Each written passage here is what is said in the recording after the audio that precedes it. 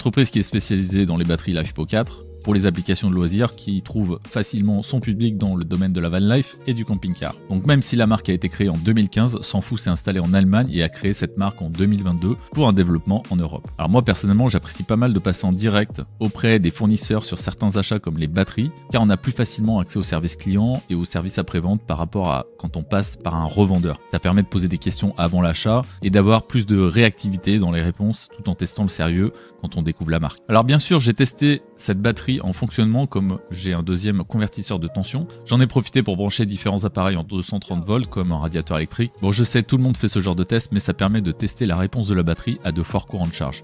D'ailleurs, cette batterie accepte un courant de charge et de décharge de 100 A. C'est ce qu'on retrouve assez souvent chez les concurrents.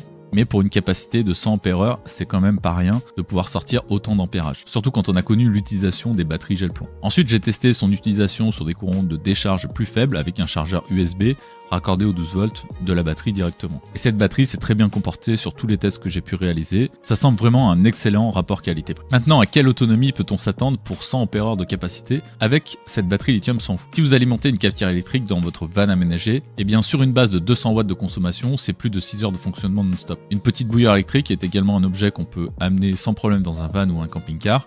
La consommation est d'environ 750 watts en moyenne, de quoi tenir pas loin de 2 heures. Si vous possédez un frigo basse consommation dans votre véhicule, lui il va consommer entre 40 et 80 watts suivant le modèle. Sur une base de 80 watts, il pourrait fonctionner 16 heures non-stop, sachant qu'un frigo ne fonctionne pas 100% du temps, de quoi tenir 1 à 2 jours sans recharger la batterie. Pour ce qui est du téléphone, là vous n'avez pas de souci à vous faire, c'est plus de 100 recharges et une vingtaine pour un PC